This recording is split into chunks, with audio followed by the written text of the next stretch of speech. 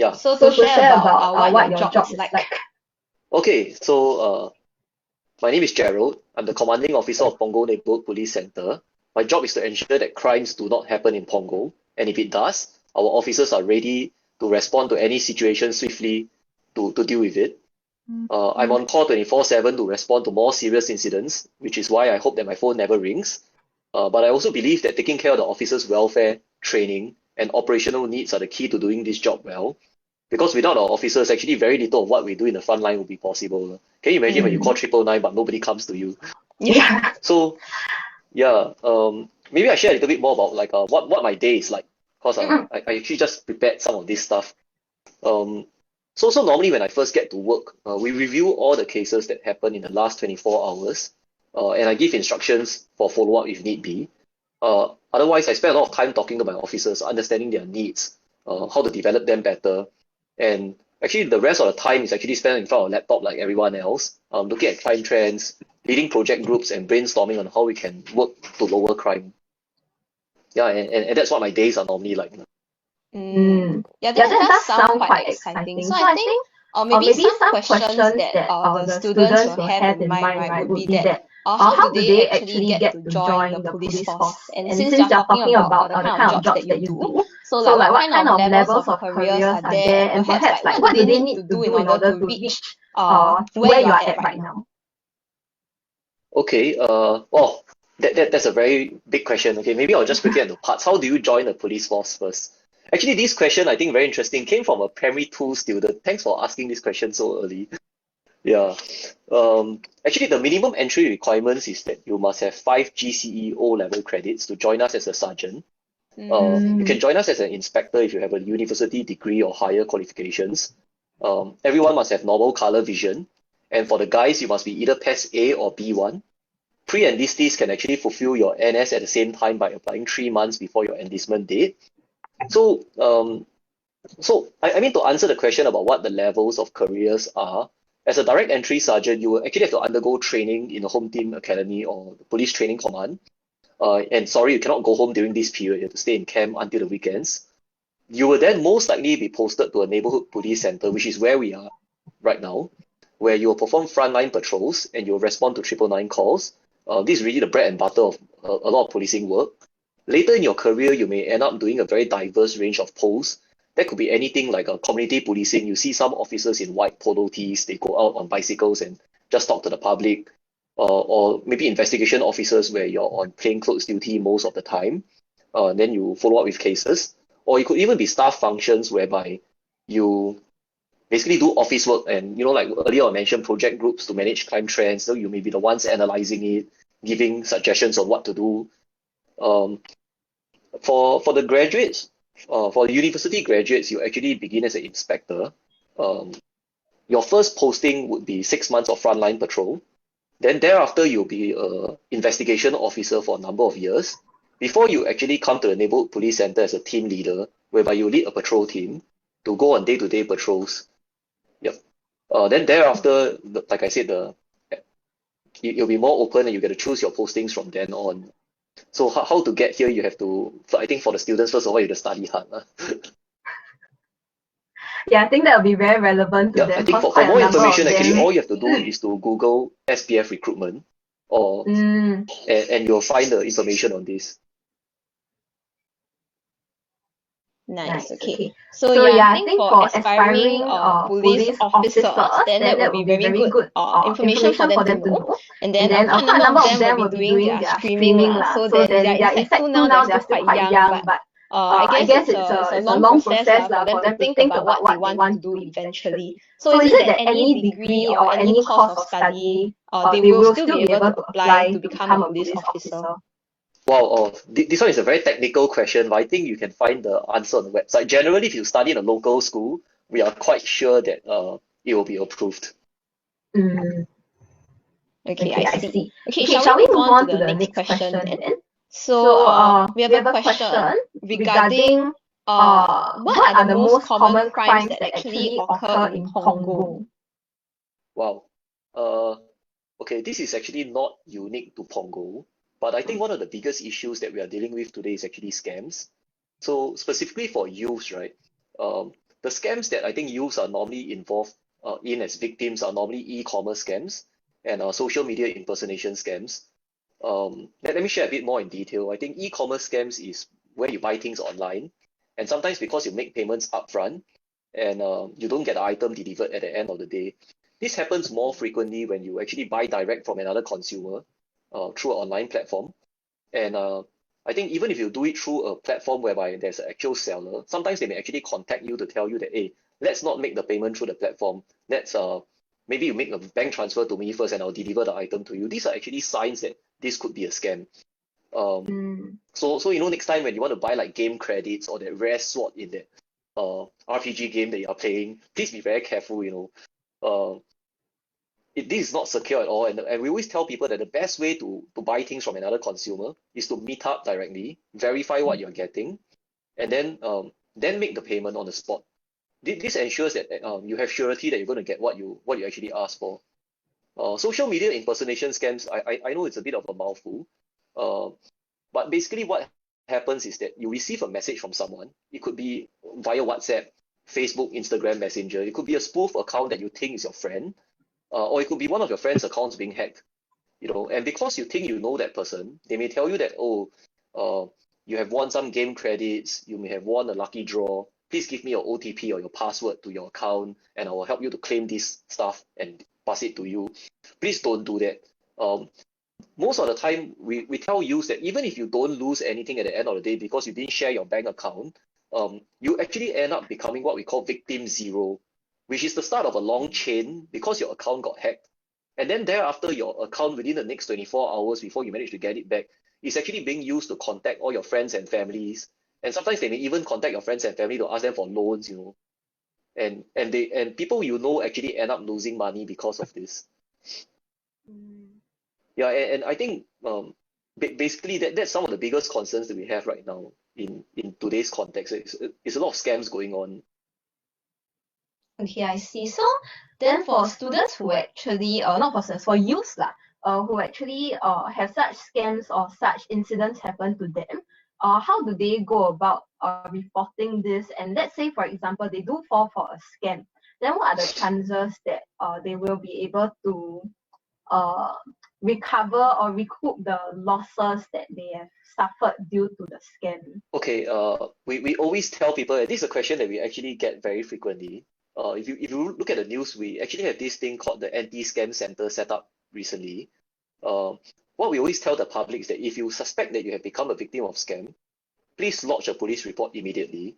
Once you lodge a police report, it actually kickstarts a whole chain of actions on our side, and hopefully we can help you to freeze the bank account and get some money back at the end of the day. Yeah, so I think the anti-scam center has been very successful in doing this to some extent in the past year and so, and there have been a lot of reports about how much money they've actually managed to recover.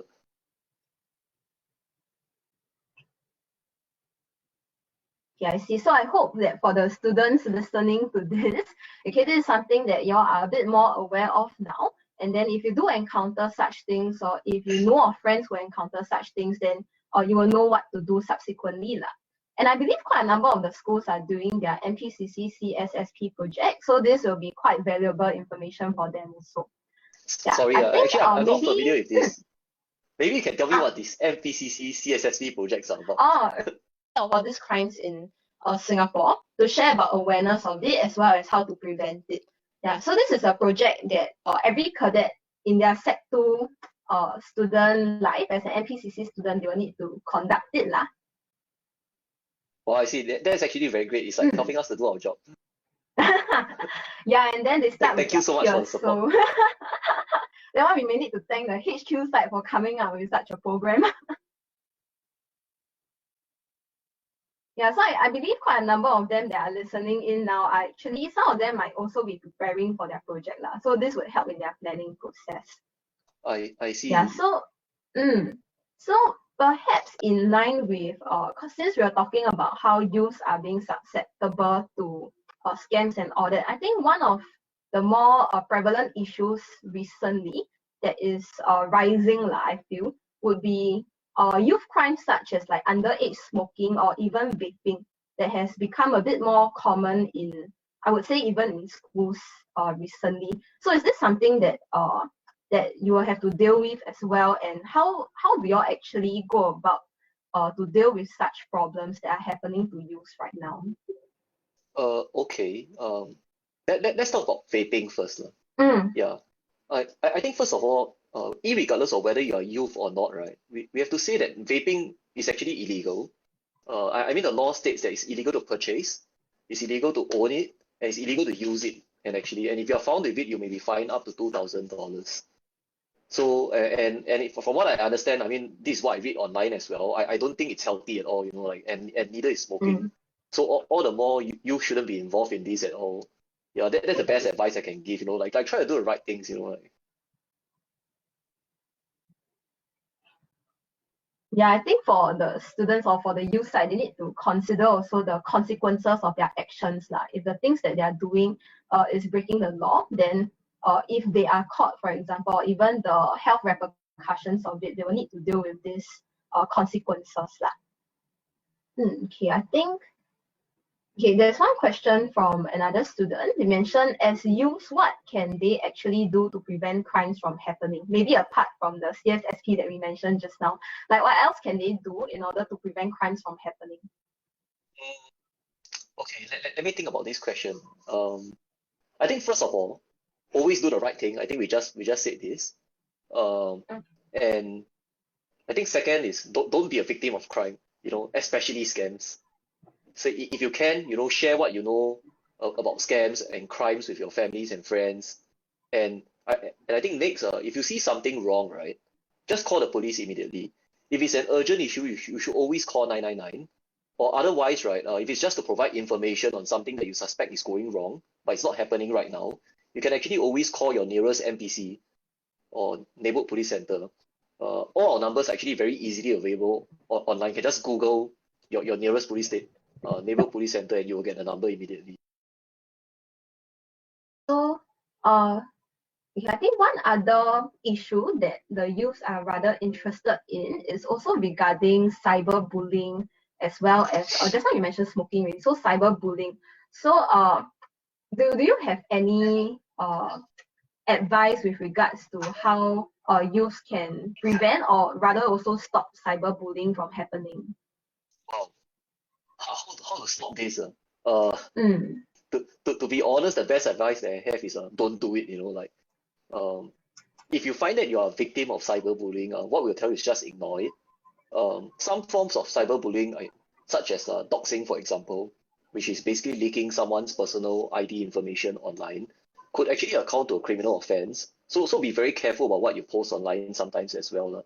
So some people may take it as a joke, but other people may take offense, and you may just end up um, running afoul of the law because of this. Yeah, but I think that to help the victims, there are actually some resources on Health SG that and with the school as well that actually helps with the victims of such things, right? So maybe you can share what the schools would do about it as well. Yeah, okay. I think from the school side, when it comes to cyberbullying, it really does help if the students themselves do report it to an adult in school that they trust. And I think it is only when we get such reports that we are actually able to do something about it. So perhaps some methods that the students can use would be that when such things are happening, they will need to show, it would be good if they can show us records of it. So for example, screenshots of such things happening, so that there's evidence of it. And then from there, it will be easier for the teachers or the counselors in the schools to actually help to remediate it. Because if the students take it upon themselves to try to stop this, and it gets too overwhelming for them, then I think the worry is also that it will affect the mental health of the students involved. And naturally, I think when it is being shared with the teachers, then we can really take concrete steps towards it. And then and even if, I guess for some people, they may think that after reporting, it may not work. And after reporting, perhaps this cyberbullying may get worse. But at least at this point in time, when it's being reported, there is an additional pillar of support there to help them.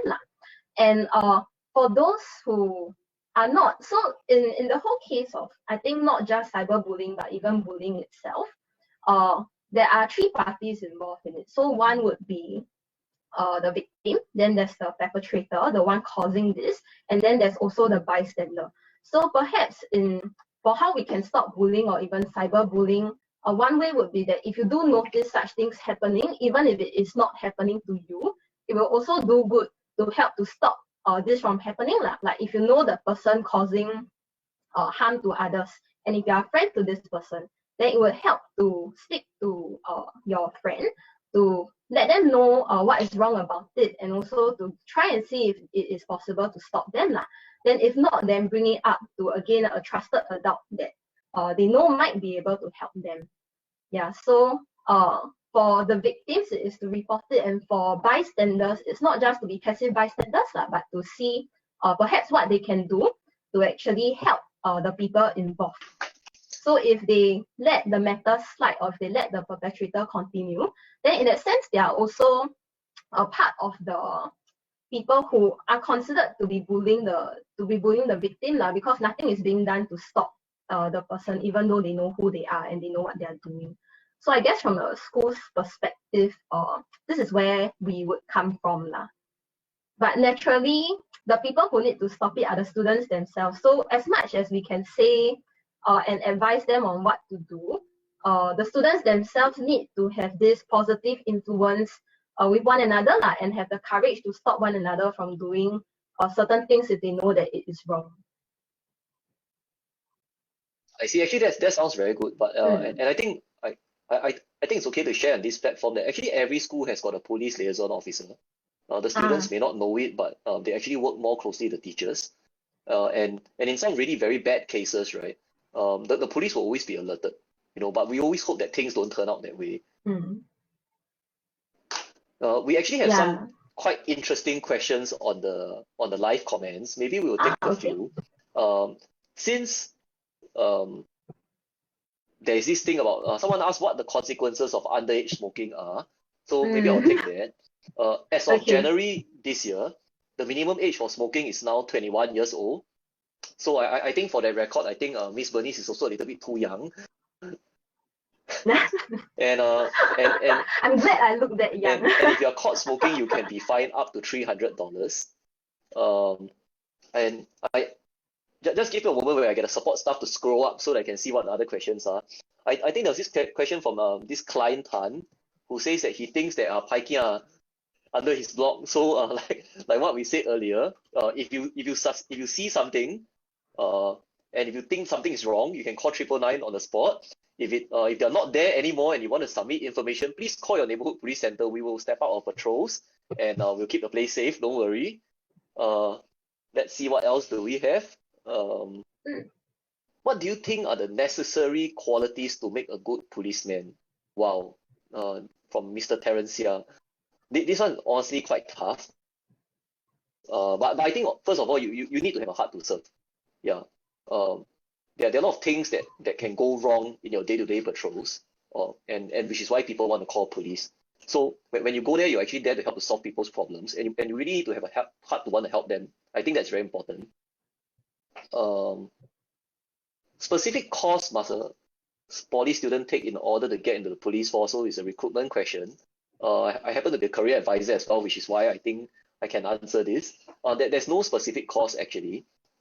Once you join the police force, you will actually be given training, which will cover law, how to use a firearm, how to respond to cases. And then once you join the police center as well, your field training officer will actually help you enhance all these skills over a period of time when you're still on probation. Yeah, so don't worry about what you study, so there's this should schools discipline master refer all cases of vaping and smoking to the police? Maybe the school can answer this instead. For this question, I have to say I am not very familiar with it as well, because the discipline committee actually is the one that deals with this. So at least from my school side, when it comes to smoking, what is done is that there will be a breathalyzer test for the students who are caught smoking, if I'm not wrong.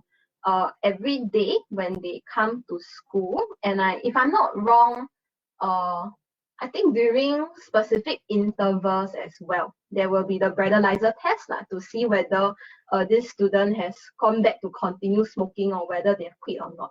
And I think only after a certain period, then the student will be off this breathalyzer test. So in that case, right, I'm not particularly sure if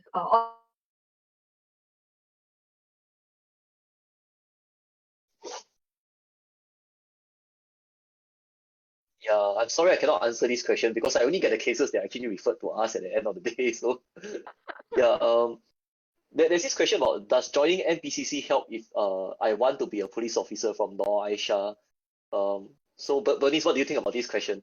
Maybe you answer from a teacher's point of view first, since you're I NPCC answer from a teacher. teacher's point of view first. I would say it's not a prerequisite, but I would imagine that the things that the students, the cadets get to learn in NPCC would definitely help to develop some character or values that the police would actually like to see in the people that they eventually hire lah. I would think some of the skill sets that they have also. But definitely it doesn't mean that if you're in NPCC, you will definitely get selected to become a police officer. Yeah, but the things that they learn, the skills that they develop, and the values that they develop, I feel would help lah. I see. So actually, what kind of skills are we talking about? I don't know. Do NPCC actually go for shooting and stuff like that? Yes. So actually, the Sec 3 students in my school in Greendale, they actually just went for a dry shoot practice on Wednesday. Yeah. So I think it's actually a course that all of the cadets, all of the Sec 3 cadets will have to go through, if I'm not wrong, to get their marksman badge. And that will be like the same gun that the police officers use, or is that like I don't know. Yeah, that one I'm not sure already. I can drop like the NPCC teachers in my school a text to see whether it is or not. I see. Maybe I should join you all one day and see who's a better shot. Yeah, maybe you can come and then we can have like a mini competition. Yeah, but I think for my but point I'm sure you will have more training compared to the students lah. That's a secret that I cannot tell you, But maybe your students have better eyesight than me, because I'm getting quite old, But the students have been using too much computer and too much screen time. So then again, in terms of eyesight, I'm also not sure if they do have the best eyesight around. But maybe I'll just answer some of the questions that came in. I'm actually looking at my handphone right now. How has COVID-19 affected the investigation process? Since everyone is wearing a mask, does this delay or affect the process of face recognition technology? So the answer that you're going to get right now is actually from my own personal readings. I have to disclaim it first. From what I understand, actually facial recognition technologies, they actually use algorithms to map out the angles of your face. So it doesn't mean that when you wear a mask, there will not be any. They will still be able to calculate some of the angles. It's just that it's based on half the face and not the whole face in this case.